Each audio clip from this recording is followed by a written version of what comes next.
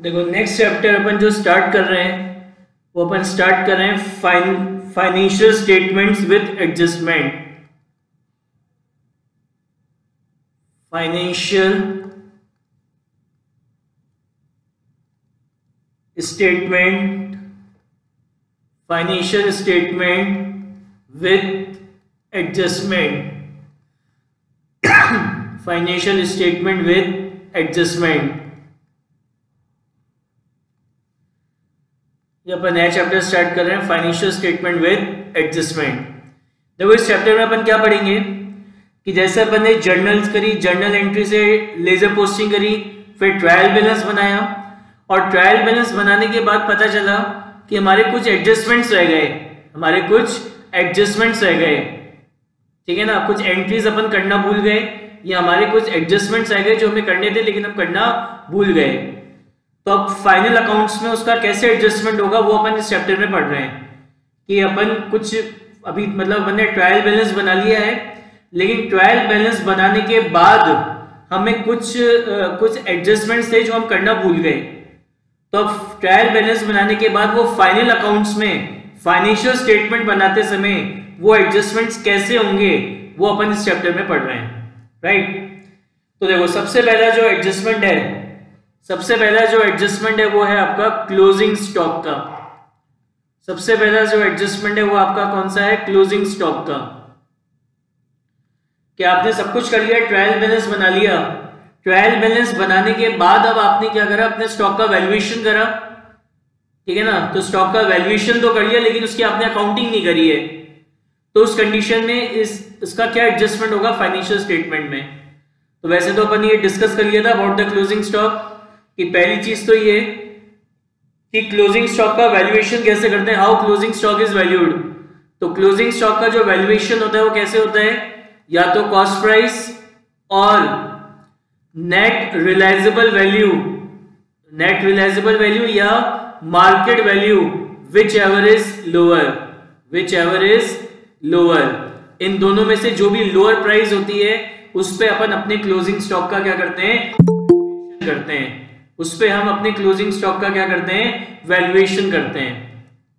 दूसरी बात कि if closing stock is given outside the trial balance, अगर क्लोजिंग स्टॉक ट्रायल बैलेंस के बाहर दे रखा है, इट मींस हमने उसका वैल्यूएशन तो कर लिया लेकिन हमने उसकी अकाउंटिंग नहीं करी है। तो उस कंडीशन में if closing stock is given outside the trial balance, if closing stock is given outside the trial balance, मतलब कि आपने अपने क्लोजिंग स्टॉक का वैल्यूएशन तो कर दिया लेकिन उसकी अकाउंटिंग नहीं करी। तो अब इस क्लोजिंग स्टॉक को बुक्स में रिकॉर्ड करने की जो एंट्री होगी वो क्या होगी, वो एंट्री हो जाएगी closing stock account debit to trading account, ठीक है ना। तो अभी क्या होगा, एक तो ट्रेडिंग अकाउंट की क्रेडिट साइड में शो होगा, और दूसरा इसको अपन कहां पे शो करेंगे, बैलेंस शीट की असेट साइड में, ठीक है। थर्ड क्या है, if closing stock is given inside the trial balance,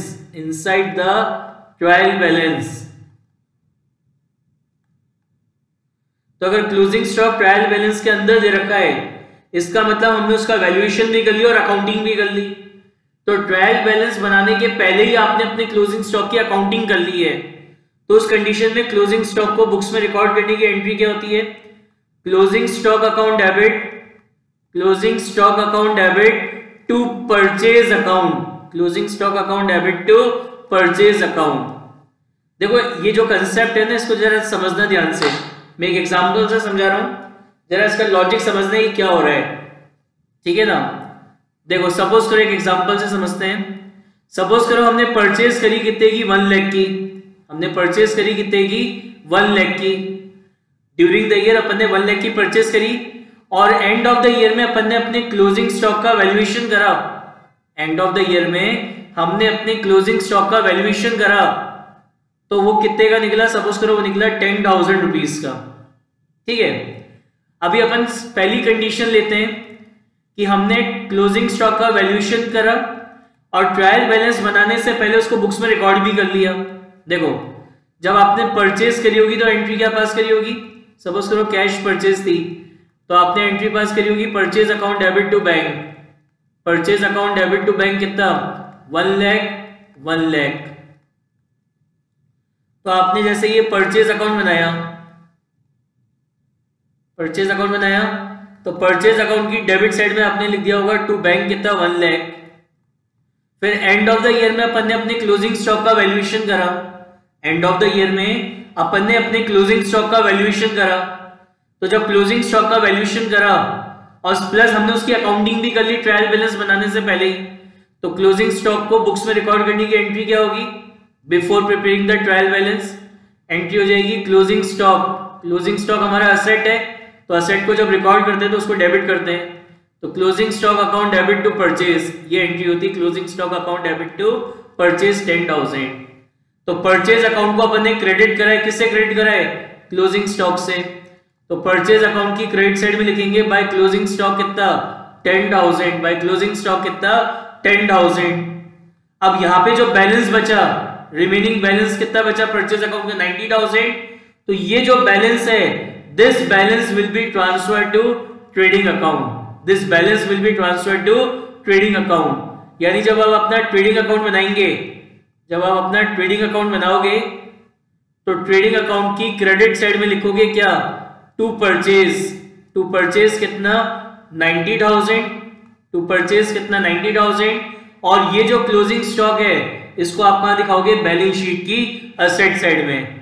जो हमारी बैलेंस शीट बनेगी, बैलेंस शीट की असेट साइड में आ जाएगा क्लोजिंग स्टॉक कितना? 10,000। तो ये सब चीजें तो कब होती हैं? जब हम क्लोजिंग स्टॉक का वैल्यूएशन भी कर लेते हैं और एज वेल एज उसकी अकाउंटिंग भी कर लेते हैं before preparation of trial balance, trial balance बनाने से पहले। यानी ये वाला केस हो गया। तो इस कंडीशन में अभी क्या होगा? ये जो क्लोजिंग स्टॉक है ट्रायल बैलेंस के अंदर शो होगा। ट्रायल बैलेंस के अंदर अपन लिखेंगे क्लोजिंग स्टॉक और उसका डेबिट बैलेंस है तो डेबिट साइड में शो होगा। तो ये तो पहली सिचुएशन हो गई ये वाली, if closing stock is given inside the trial balance. Second क्या था कि अपन ने अपने क्लोजिंग स्टॉक का वैल्यूएशन तो कर लिया लेकिन हम उसकी अकाउंटिंग नहीं कर पाए और अकाउंटेंट ने ट्रायल बैलेंस बना दिया, और अकाउंटेंट ने ट्रायल बैलेंस बना दिया। यानी अब ट्रायल बैलेंस बनाने के बाद अब उसको बुक्स में रिकॉर्ड करना है। तो अब देखो क्या होगा। ऊपर वाला एग्जांपल ही ले रहा हूं, ये मेरा परचेज अकाउंट है, ये मेरा परचेज अकाउंट है। तो एंट्री क्या करी थी? Purchase account debit to bank. तो परचेज अकाउंट की डेबिट साइड में लिख दिया टू बैंक कितना?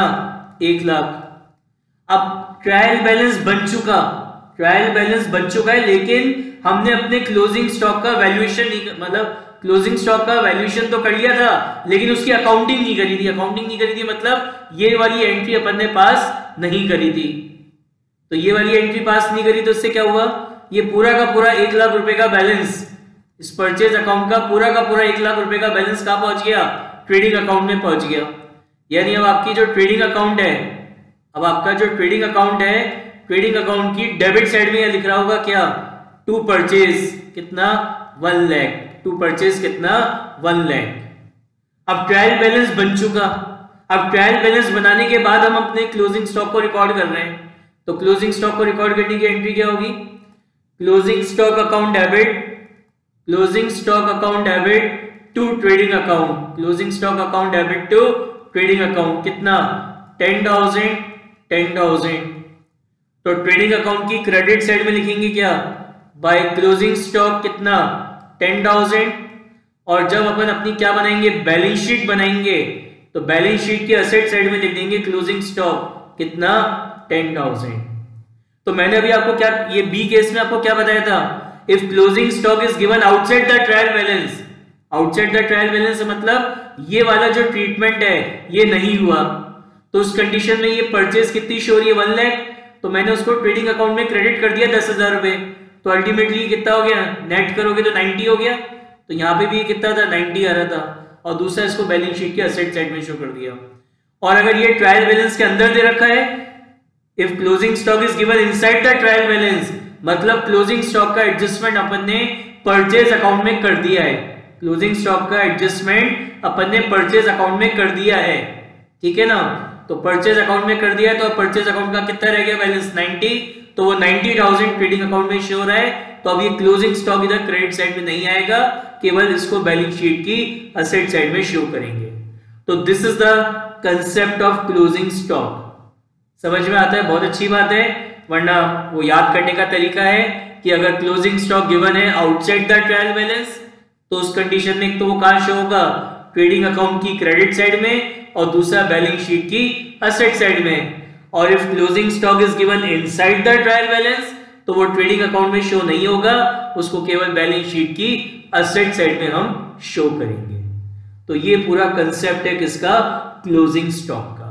तो पहला जो एडजस्टमेंट है वो ये है closing stock, right.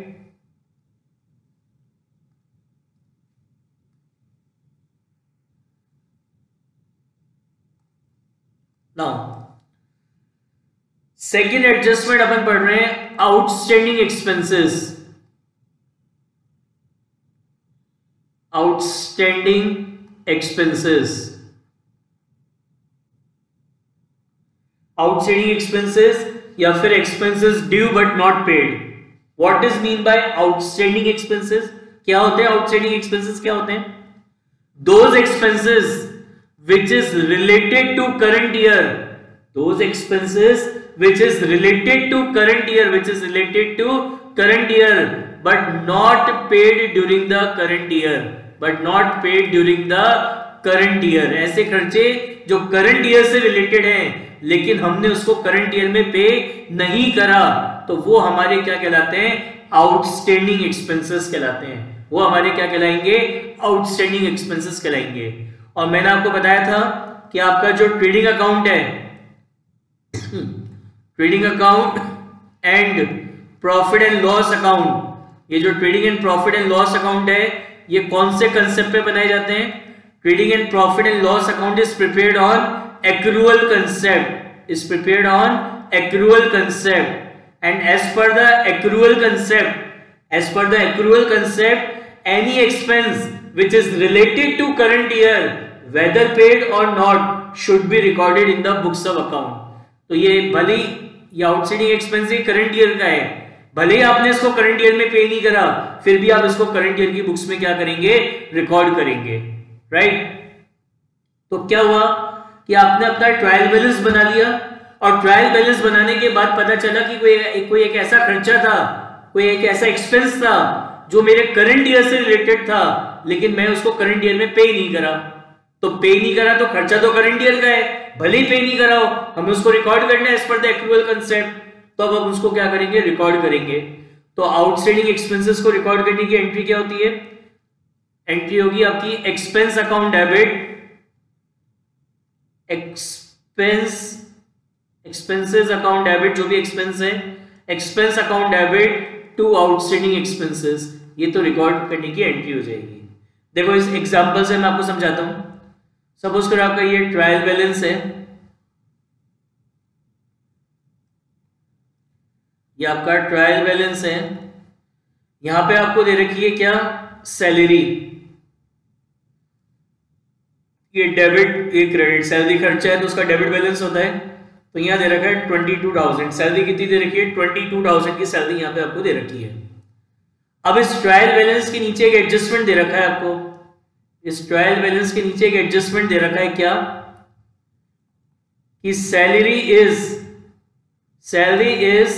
₹2,000 per month, salary is ₹2,000 per month, कि जो हमारी सैलरी है वो ₹2,000 पर मंथ है। तो बात आती है 2,000 रुपए महीना सैलरी है, तो 2,000 रुपए महीना के हिसाब से 12 मंथ्स की, 12 महीने की 12 मंथ्स की सैलरी कितनी होती है, 24,000। 12 महीने की सैलरी कितनी होती है, 24,000, जबकि यहां कितनी शो रही है, 22। तो ये जो ट्रायल बैलेंस में सैलरी शो रही है 22,000, इसका मतलब हमने अभी केवल 22,000 की ही सैलरी पे करी है, जबकि मेरी करंट ईयर की सैलरी कितनी बनती है 24,000, तो मैंने एक महीने की सैलरी 2,000 रुपीज की सैलरी पे नहीं करी। तो भले ये 2,000 की सैलरी आपने पे नहीं करी, लेकिन खर्चा तो करंट ईयर का है। And as per the accrual concept any expense which is related to current year whether paid or not should be recorded in the books of account। और आपका जो ट्रेडिंग और पीएनएल आप बना रहे हो, ट्रेडिंग और प्रॉफिट एंड लॉस अकाउंट बना रहे हो, ये किस पे बनता है, एक्रूअल कंसेप्ट पे बनता है। तो as per the accrual concept ये जो 2,000 की सैलरी आपने जो पे नहीं करी है, जो आपकी आउटस्टैंडिंग है, ये आपको रिकॉर्ड करनी है। कैसे करेंगे रिकॉर्ड? अब ट्रायल बैलेंस तो बन चुका, ट्रायल बैलेंस बन चुका मतलब सैलरी वैलरी अकाउंट सब क्लोज हो चुके। अब सैलरी आपका क्या होता है, सैलरी आपका इनडायरेक्ट एक्सपेंस होता है। Salary is a indirect expense, और इनडायरेक्ट एक्सपेंसेस को अपन कहां शो करते हैं, प्रॉफिट एंड लॉस अकाउंट में। तो प्रॉफिट एंड लॉस अकाउंट में लिखेंगे क्या, आप प्रॉफिट एंड लॉस अकाउंट में लिखेंगे क्या, टू सैलरी कितनी है 22,000। बट यहां पे आपको जो पीएनएल में सैलरी दिखानी है वो तो पूरे 12 महीने की सैलरी दिखानी है, पूरे 24,000 दिखाने। तो यानी बाकी की जो 2,000 है वो आउटस्टैंडिंग है। तो यहां पे अपन ऐड कर देंगे आउटस्टैंडिंग सैलरी। आउटस्टैंडिंग सैलरी कितनी है, आउटस्टैंडिंग सैलरी 2,000 को यहां पे ऐड कर देंगे, तो ये आ जाएगी सैलरी पूरे साल भर की कितनी, 24,000। और ये जो सैलरी अभी आपकी आउटस्टैंडिंग रह गई, भले आपने अभी पे नहीं करा लेकिन फ्यूचर तो पे करनी है। और फ्यूचर में जो अमाउंट हमें पे करना होता है, इन फ्यूचर हमें जो अमाउंट पे करना होता है वो हमारी क्या होती है, लायबिलिटी होती है। तो आउटस्टैंडिंग सैलरी जो है वो आपकी लायबिलिटी है, और लायबिलिटी को अपन कहां शो करते हैं, बैलेंस शीट की लायबिलिटी साइड में। तो बैलेंस शीट की लायबिलिटी साइड में लिखेंगे आउटस्टैंडिंग सैलरी कितना, 2,000। आउटस्टैंडिंग सैलरी कितना, 2,000। समझ में आ गई बात? तो कोई भी एक्सपेंस अगर आउटस्टैंडिंग होगा, तो अगर वो डायरेक्ट एक्सपेंस है तो वो ट्रेडिंग अकाउंट में ऐड हो जाएगा, और इनडायरेक्ट एक्सपेंस है तो उसको अपन प्रॉफिट एंड लॉस अकाउंट में ऐड कर देंगे, और दूसरा उसको अपन कहां दिखा देंगे, बैलेंस शीट की लायबिलिटी साइड में उसको अपन क्या करेंगे, शो करेंगे, जब अपन फाइनेंशियल स्टेटमेंट बनाएंगे तब। और अगर ये जो आउटस्टैंडिंग सैलरी अगर यहां दे रखी होती, अगर आउटस्टैंडिंग सैलरी ट्रायल बैलेंस के अंदर दे रखी होती, तो ये 22 की जगह क्या शो हो रहा होता, 24,000, और आउटस्टैंडिंग सैलरी यहां शो हो रही होती 2,000। तो अगर आउटस्टैंडिंग सैलरी अगर ट्रायल बैलेंस के अंदर दे रखी है, इसका मतलब ये वाली जो एंट्री है ना, ये जो एंट्री है ये अपन ने ट्रायल बैलेंस बनाने से पहले ही कर ली थी, ठीक है ना। तो उस कंडीशन में यहाँ पे आएगा टू सैलरी पीएनएल में कितना, 24,000, और ये जो आउटस्टैंडिंग सैलरी है इसको अपन कहां पे दिखाएंगे, बैलेंस शीट की लायबिलिटी साइड में। बैलेंस शीट की लायबिलिटी साइड में अगर आउटस्टैंडिंग सैलरी ट्रायल बैलेंस के अंदर गिवन है, if outstanding salary is given inside the trial balance, इसका मतलब ये जो एडजस्टमेंट एंट्री है ये आप कर चुके, ये आप कर चुके, मतलब सैलरी में उसका एडजस्टमेंट हो चुका है। तो फिर उस कंडीशन में जो आउटस्टैंडिंग अमाउंट है इसको अपन कहां दिखाएंगे, बैलेंस शीट की लायबिलिटी साइड में शो करेंगे।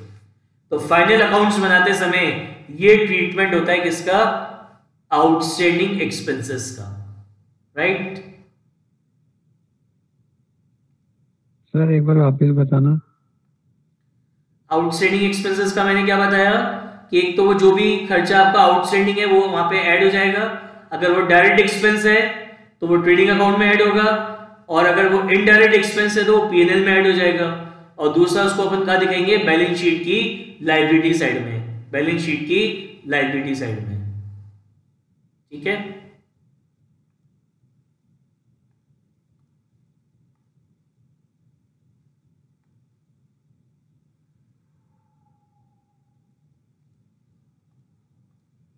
नेक्स्ट एडजस्टमेंट है आपका prepaid expenses.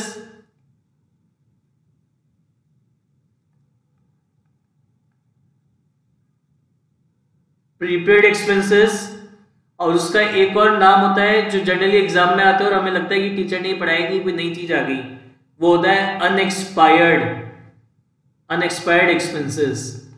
What is prepaid expenses, क्या होते हैं prepaid expenses, those expenses which is related to next accounting year, those expenses which is related to next accounting year but it is paid in the current year only।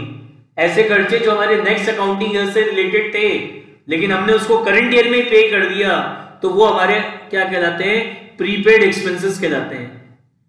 तो अपन ने discuss किया था पहले भी journal में, अगर आपको याद हो कि अगर आप ऐसा कोई खर्चा है जो अगले साल से रिलेटेड है और आपने उसको करंट ईयर में पे कर दिया, तो अब क्योंकि करंट ईयर में पे करा है तो उसको रिकॉर्ड तो करना पड़ेगा पे करने के लिए, तो पे करने की एंट्री तो पास करोगे। ऐसा खर्चा है जो अगले साल का था लेकिन आपने उसको करंट ईयर में पे कर दिया, अब क्योंकि करंट ईयर में पे कर दिया इसलिए वो खर्चा तो एक बार तो रिकॉर्ड होगा क्योंकि पे कर चुके हो, तो उसको रिकॉर्ड करने की तो एंट्री करेंगे। लेकिन अपन एंड ऑफ द ईयर में जो खर्चे हम अगले साल के पे कर देते हैं उसकी अपन एंड ऑफ द ईयर में एक एडजस्टमेंट एंट्री पास करते हैं, और वो एडजस्टमेंट एंट्री क्या होती है, prepaid expenses account debit, prepaid expenses account debit to expenses, prepaid expenses account debit to expenses. तो अब क्या हुआ, सपोज करो कोई आपका खर्चा था, सपोज करो आपने रेंट पे करा, तो साल भर में आपने जो रेंट पे करा वो इस साल का तो पूरा पे कर ही दिया 12 महीने का, आपने अगले साल की भी 2 महीने का रेंट इसी साल पे कर दिया, यानी आपने इस साल इस करंट ईयर में 14 मंथ्स का रेंट पे कर दिया। लेकिन as per the accrual concept आपका वो जो ट्रेडिंग और पीएनएल बन रहा है उसमें तो केवल करंट ईयर का खर्चा आएगा, मतलब उसमें तो केवल 12 महीने का रेंट शो करोगे, तो वो जो 2 महीने का रेंट आपने एक्स्ट्रा पे कर दिया है उसके लिए आपको ये एडजस्टमेंट एंट्री पास करनी पड़ेगी। अब आपने क्या करा, ट्रायल बैलेंस बना दिया, ट्रायल बैलेंस बना दिया, लेकिन आपने ये एडजस्टमेंट एंट्री पास नहीं करी, ये एडजस्टमेंट एंट्री आप करना भूल गए जो खर्चे आपने एडवांस में पे कर दिए थे। तो अब उसका क्या एडजस्टमेंट होगा फाइनल अकाउंट्स में, वो अपन यहां पे देख रहे हैं। देखो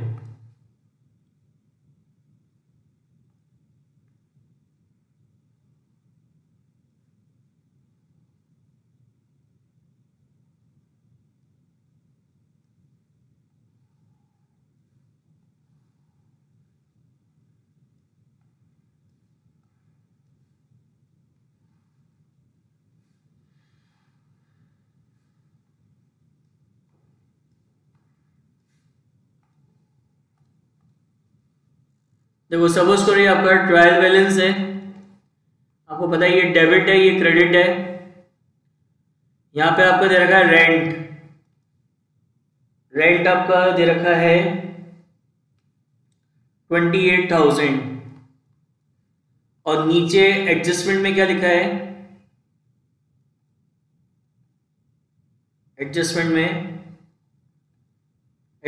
लिखा है rent is ₹2,000 per month, rent is ₹2,000 per month, तो 2,000 रुपये महीना रेंट है, तो 2,000 इंटू 12 के हिसाब से 2,000 इंटू 12 के हिसाब से आपके 12 महीने का रेंट कितना होता है, 24,000 होता है। आपके 12 महीने का रेंट कितना होता है, 24,000 होता है, जबकि यहाँ कितना शो रहा है 28।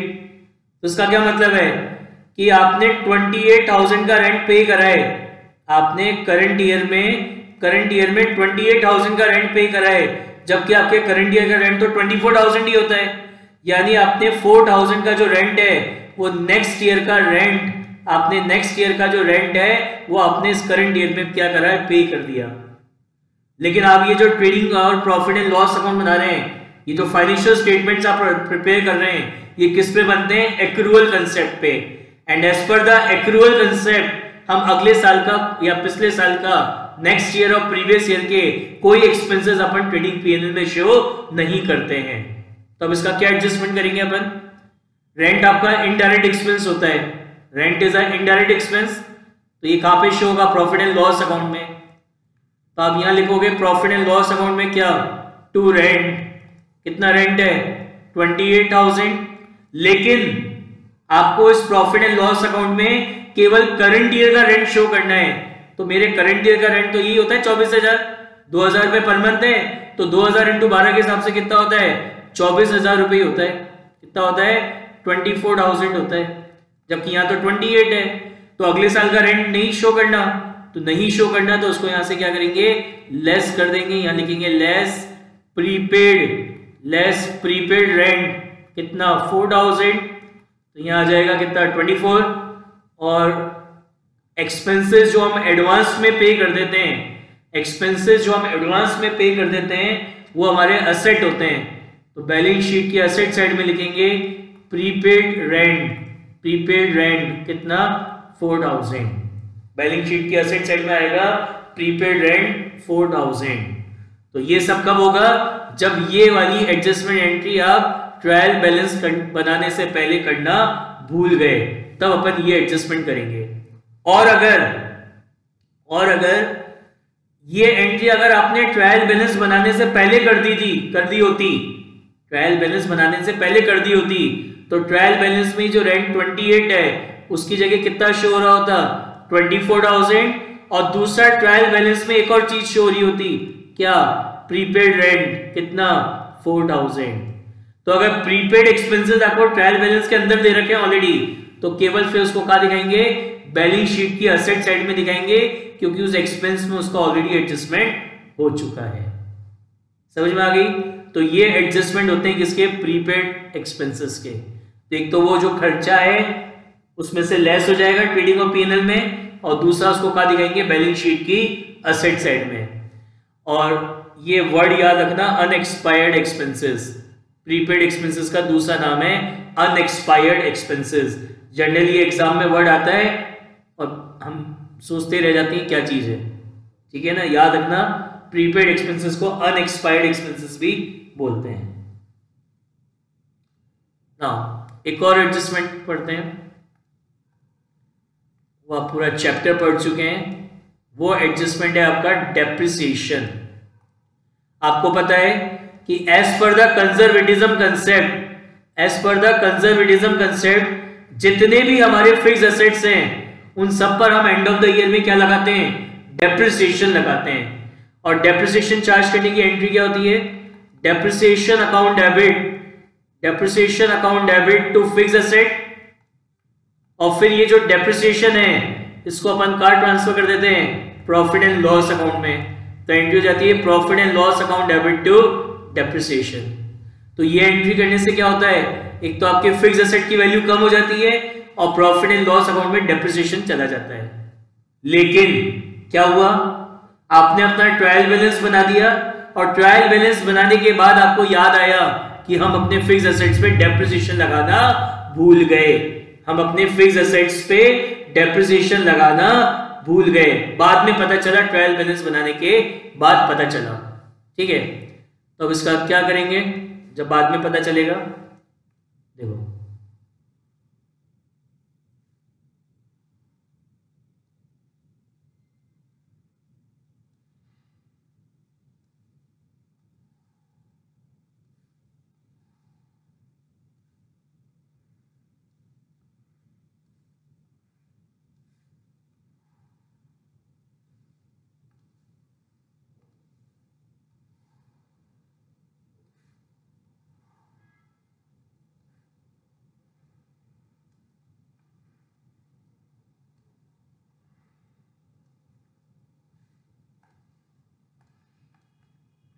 जैसे सपोज करो ये आपका ट्रायल बैलेंस है,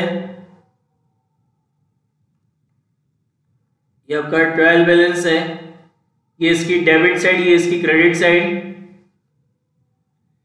यहां पे आपको मशीनरी दे रखी है कितने की, 1 लाख की। और ट्रायल बैलेंस के नीचे एडजस्टमेंट में क्या लिखा है, ट्रायल बैलेंस के नीचे एडजस्टमेंट में लिखा है depreciation charge on machinery. Depreciation charge on machinery is 10% per annum. हमें डेप्रिसिएशन लगाना था मशीनरी पे 10% पर एनम, मतलब हम ये लगाना भूल गए। एडजस्टमेंट में दे रखा है मतलब ये लगाना भूल गए। अब ये तो है आपका प्रॉफिट एंड लॉस अकाउंट, और ये है आपका बैलेंस शीट। तो अब क्या करेंगे इसका एडजस्टमेंट, यहां लिखोगे आप क्या, मशीनरी एसेट है, उसको क्या लिखते हैं, बैलेंस शीट की एसेट साइड में लिखते हैं। तो बैलेंस शीट की एसेट साइड में लिखोगे मशीनरी 1 लाख। अब इस पर 10% डेप्रिसिएशन लगाना था, अब लगाना भूल गए, तो अब लगा देते हैं। तो डेप्रिसिएशन लगाएंगे तो मशीन की वैल्यू कम हो जाएगी, तो लेस करेंगे यहाँ से डेप्रिसिएशन।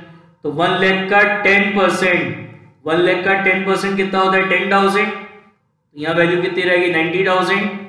और डेप्रिसिएशन कहाँ जाता है पीएनएल में जाता है, तो प्रॉफिट एंड लॉस अकाउंट में लिखेंगे to depreciation on machinery, to depreciation on machinery 10,000। ठीक है। और अगर ये दो एंट्री अगर आप ट्रायल बैलेंस बनाने से पहले ही कर लेते, अगर ये दो एंट्री आप ट्रायल बैलेंस बनाने से पहले ही कर लेते, तो ये 1 लाख की जगह यहाँ पे कितनी शो हो रही होती मशीनरी 90,000 की, और यहाँ पे आपका डेप्रिसिएशन शो हो रहा होता कितने का 10,000 का। तो उस केस में यहाँ पे मशीनरी आती कितने की 90,000 की, और ये जो डेप्रिसिएशन यहाँ पे शो हो रहा है इसको आप कहाँ दिखाते हैं प्रॉफिट एंड लॉस अकाउंट की डेबिट साइड में, प्रॉफिट एंड लॉस अकाउंट की डेबिट साइड में। समझ में आई बात? देखिए निकालिए illustration number 1, take out illustration number 1।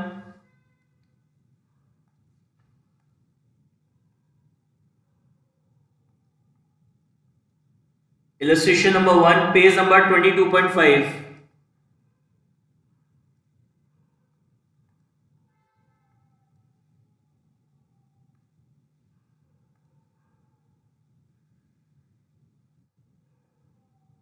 पढ़ो question. From the following trial balance of Shri Ramanand Sagar, prepare trading and profit and loss account and balance sheet as on that date। तो आपको क्या दे रखे हैं एडजस्टमेंट्स दे रखे हैं। देखो trial balance के नीचे एडजस्टमेंट्स दे रखे हैं। कह रहा है closing stock was valued at 24,000, realisable value at 30। Point number 2, wages outstanding है 3,000 के, तो पीछे देखो वेजेस दे रखा है आपको, उस पर टिक लगा लो। आप क्वेश्चन में वेजेस दे रखी है आपको 42,000 की, देखो ट्रायल बैलेंस में, उस पर टिक लगा लीजिए। वेजेस पे एडजस्टमेंट है तो उस पर टिक लगा लीजिए वेजेस पे। फिर आपको सैलरी दे रखी है, सैलरी दे रखी है 2,500 की, क्या कर रहा है सैलरी आउटस्टैंडिंग है, तो सैलरी में भी एडजस्टमेंट है। तो देखो ट्रायल बैलेंस में वेजेस के नीचे सैलरी दे रखी है 27,500, इस पे एडजस्टमेंट है, टिक लगा लीजिए, इस पे भी टिक लगा लीजिए। प्रीपेड इंश्योरेंस है 300 का, तो इंश्योरेंस पे एडजस्टमेंट है, इस पे भी टिक लगा लीजिए। देखो ट्रायल बैलेंस में नीचे से सेकंड लास्ट इंश्योरेंस दे रखा है 1,500, उस पर टिक लगा लो, आप उस पर टिक लगा लो। उसके बाद फिर आपको क्या दे रखा है depreciation, provide depreciation on plant and machinery and furniture, तो प्लांट एंड मशीनरी पे एडजस्टमेंट है और फर्नीचर पे भी एडजस्टमेंट है, तो प्लांट एंड मशीनरी पे भी टिक लगा लो और किस पे टिक लगा लो फर्नीचर पे। ठीक है, तो सबसे पहले जिस जिस पे एडजस्टमेंट होगा सब पे आपने टिक लगा ली है। ठीक है, अब इसका आपको क्या बनाना है ट्रेडिंग पीएनएल और बैलेंस शीट। तो सबसे पहले फॉर्मेट बनाते हैं।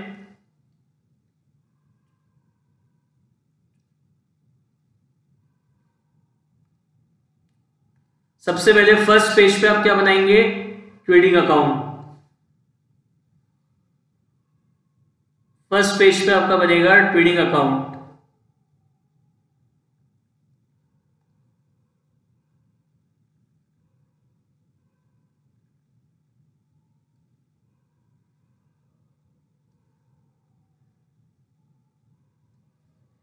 उसके बाद आप बनाएंगे प्रॉफिट एंड लॉस अकाउंट।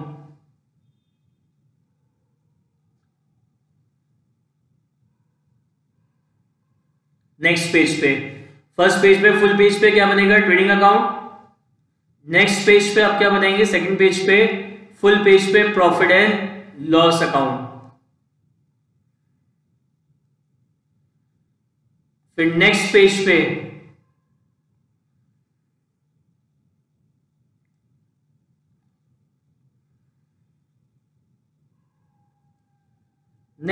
आप बनाएंगे balance sheet.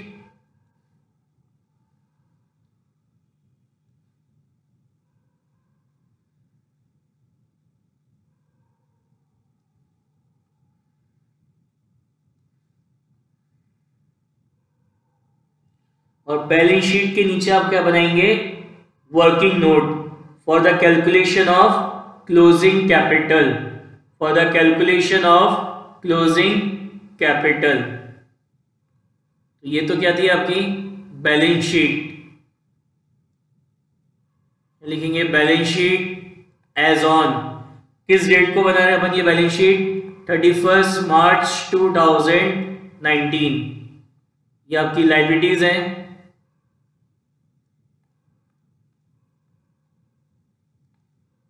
Amount, asset, amount, ये आपका वर्किंग नोट है।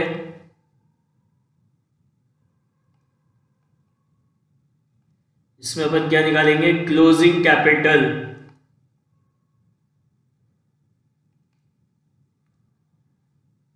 ये आपका क्या है, ट्रेडिंग अकाउंट है, तो हम यहां लिखेंगे trading account for the year ended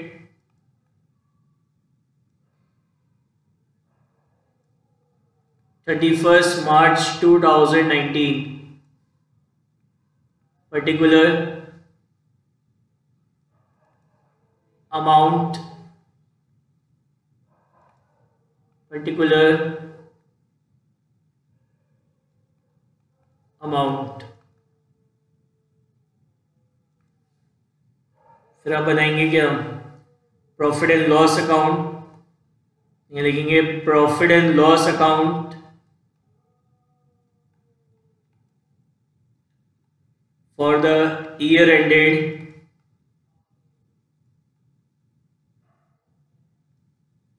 31st March 2019, particular amount, particular amount।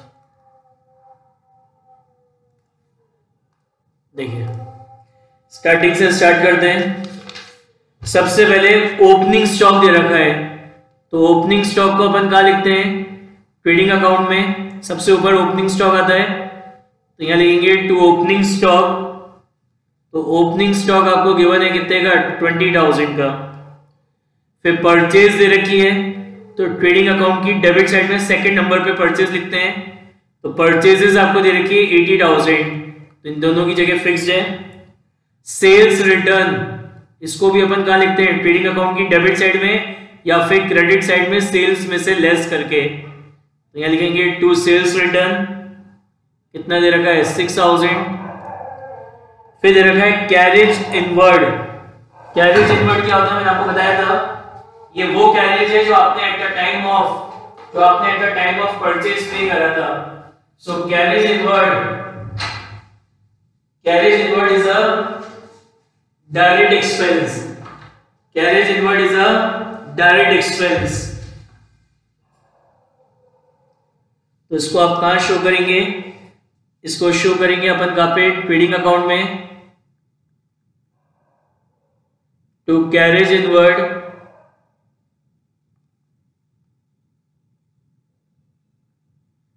कितना दे रखा है कैरेज इनवर्ड आपको 3,600।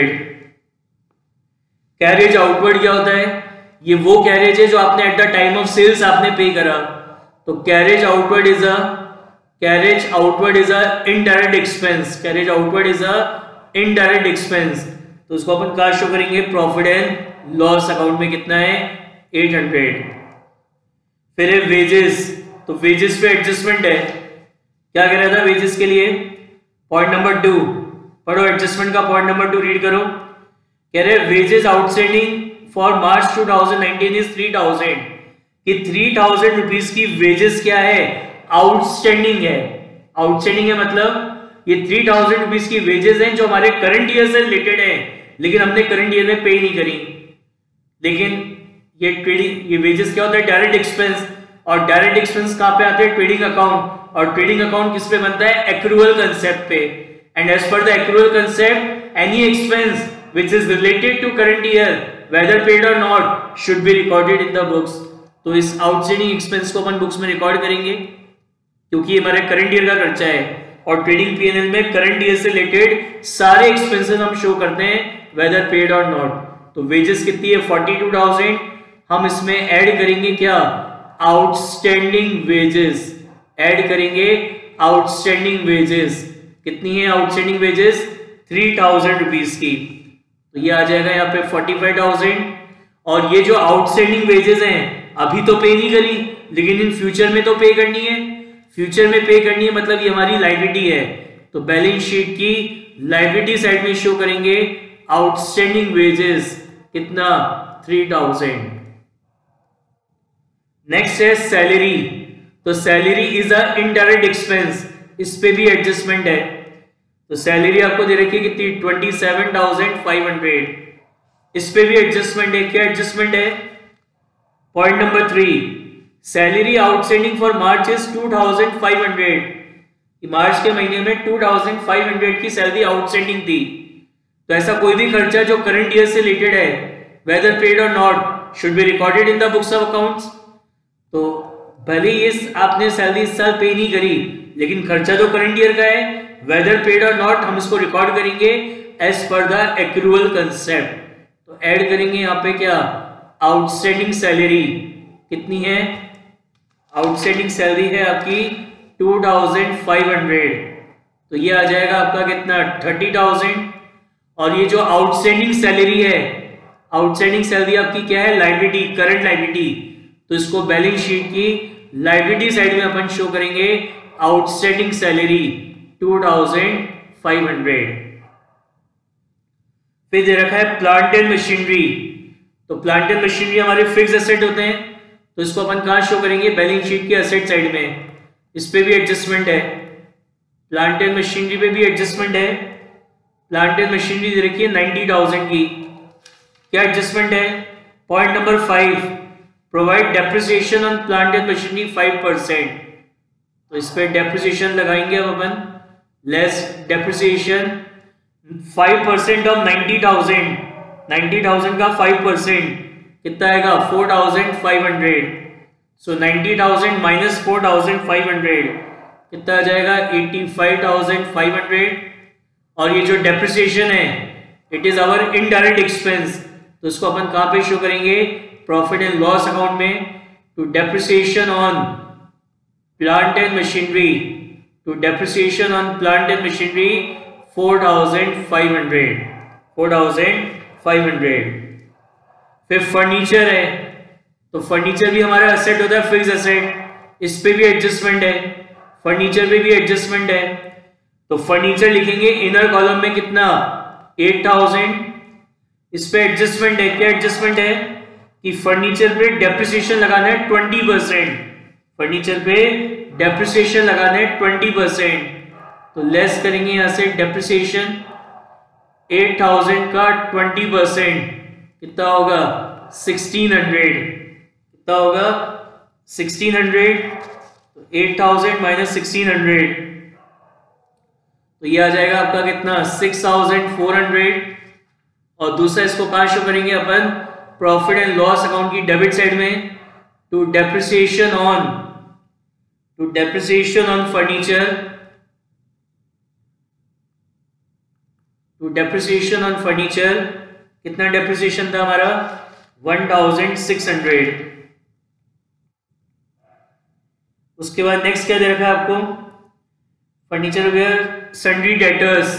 तो डेटर आपके एसेट है, तो बैलेंस शीट के एसेट साइड में लिखेंगे सन्ड्री डेटर्स। डेटर हमारे करंट एसेट होते हैं, तो बैलेंस शीट के एसेट साइड में आ जाएंगे सन्ड्री डेटर्स 52,000।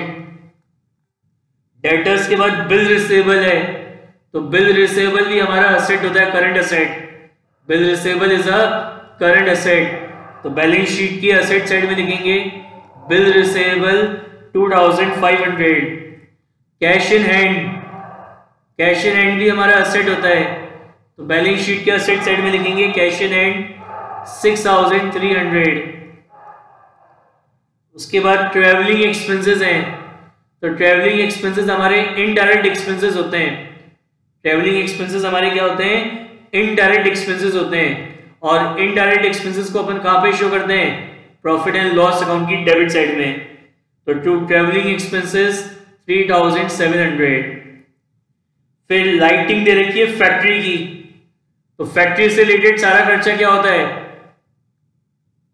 फैक्ट्री से रिलेटेड सारा खर्चा इनडायरेक्ट होता है। ये लाइटिंग और आगे ब्रैकेट में लिखा हुआ है फैक्ट्री, तो फैक्ट्री से रिलेटेड सारा खर्चा क्या होता है? इनडायरेक्ट होता है। सॉरी, फैक्ट्री से रिलेटेड सारे खर्चे क्या होते हैं? डायरेक्ट एक्सपेंस होते हैं। फैक्ट्री से रिलेटेड सारे एक्सपेंसेस क्या होते हैं? डायरेक्ट एक्सपेंसेस होते हैं। तो उसको अपन कहाँ शो करेंगे? ट्रेडिंग अकाउंट की डेबिट साइड में। फिर है rent and taxes. Rent and taxes आपको दे रखे हैं 7200। तो मैंने आपको बताया था in case of silence rent को अपन किसका रेंट ट्रीट करते हैं? ऑफिस का। एंड ऑफिस से रिलेटेड सारे खर्चे इनडायरेक्ट होते हैं, तो वो कहां पे शो होंगे? प्रॉफिट एंड लॉस अकाउंट में। जर्नल एक्सपेंसेस, ये भी हमारे इनडायरेक्ट एक्सपेंसेस होते हैं। जर्नल एक्सपेंसेस ये भी हमारे इनडायरेक्ट एक्सपेंसेस हैं, उसको शो करेंगे। जर्नल एक्सपेंसेस कितना दे रखा है आपका? Journal expenses 10,500। फिर है इंश्योरेंस। अब इस पे एडजस्टमेंट है। इंश्योरेंस पे क्या एडजस्टमेंट है? कह रहे हैं प्रीपेड इंश्योरेंस है 300 का। मतलब प्रीपेड इंश्योरेंस है मतलब कि अपन ने जो 1500 का इंश्योरेंस पे करा है, इसमें से 300 रुपीज का इंश्योरेंस नेक्स्ट ईयर से रिलेटेड है। नेक्स्ट ईयर से रिलेटेड है, तो मेरे को यहाँ पे पीएनएल में नेक्स्ट ईयर का कोई भी खर्चा शो नहीं करना। क्यों?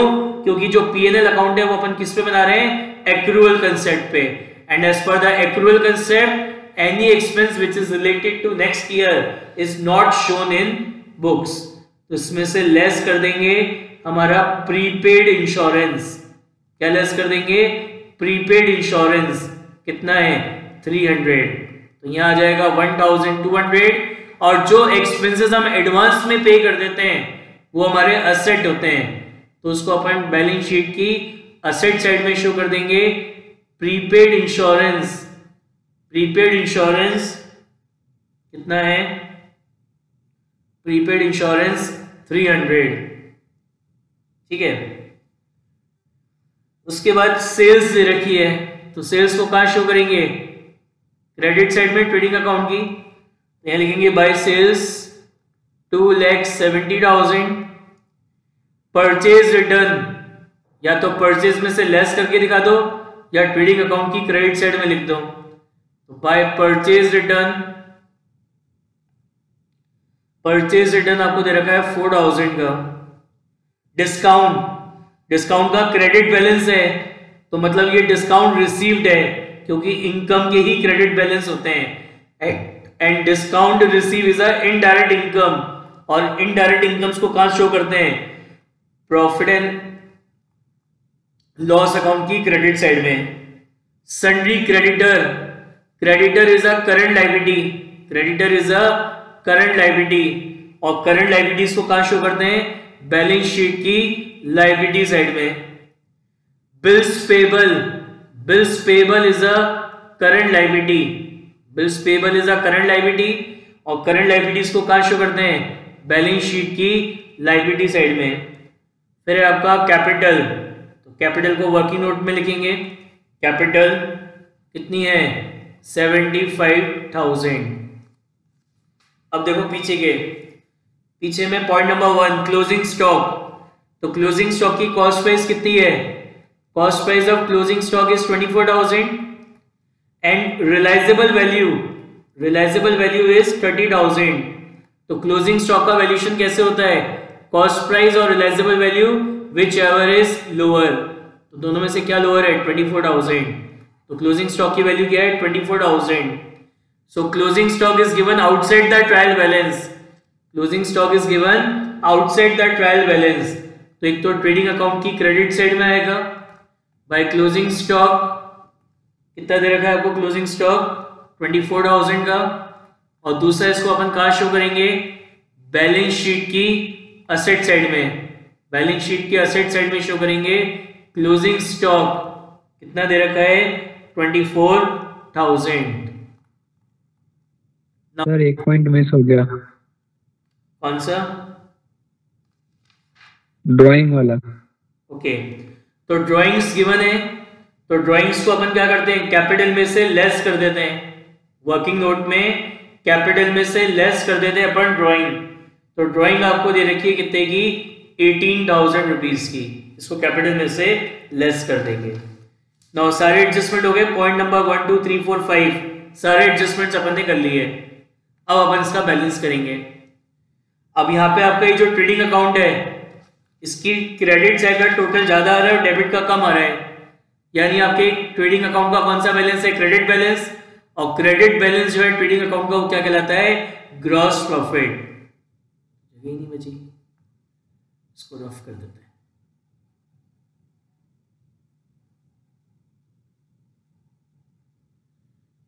तो यहाँ बैलेंसिंग फिगर क्या आएगा, ग्रॉस प्रॉफिट, और वो ग्रॉस प्रॉफिट का ट्रांसफर होगा प्रॉफिट एंड लॉस अकाउंट में। ये आपका क्या कहलाता है, ग्रॉस प्रॉफिट बैलेंसिंग फिगर। तो क्रेडिट में से डेबिट माइनस करेंगे तो ये बैलेंसिंग फिगर आ रही है 1,42,000 की। इसको यहाँ लिखेंगे ट्रेडिंग अकाउंट में, प्रॉफिट एंड लॉस अकाउंट में, बाय ट्रेडिंग अकाउंट 1,42,000। अब आपके ट्रेडिंग अकाउंट में क्रेडिट से अगर टोटल ज्यादा है डेबिट का कम है, तो क्रेडिट बैलेंस और ट्रेडिंग अकाउंट क्या कहलाता है, नेट प्रॉफिट। क्रेडिट बैलेंस और trading account is known as net profit balancing figure. ये आ रहा है 87,700। इस क्रेडिट साइड के टोटल में से ये डेबिट साइड का टोटल माइनस करा तो ये बैलेंसिंग फिगर आ गया आपका क्या, बैलेंसिंग फिगर आ गया आपका क्या, नेट प्रॉफिट। ठीक है, तो इस नेट प्रॉफिट को कहाँ ट्रांसफर कर देंगे, कैपिटल अकाउंट में। कहाँ ट्रांसफर करेंगे, कैपिटल अकाउंट में। तो ये जो नेट प्रॉफिट है इसको वर्किंग नोट में यहाँ पे ऐड करते हैं, ऐड करेंगे नेट प्रॉफिट। तो नेट प्रॉफिट आपको कितना गिवन है, 87,000 87,700 का, 87,700 का। इसको एडलेस करेंगे तो ये आपकी क्लोजिंग कैपिटल आ जाएगी 1,44,700। ठीक है, फिर इसको अपन दिखाएंगे बैलेंस शीट में, क्लोजिंग कैपिटल 1,44,700 और ये आपका टैली हो जाएगा, ये आ रहा है 1,77,000 और 1,77,000। समझ में आ गई बात। तो ये है हमारा क्वेश्चन।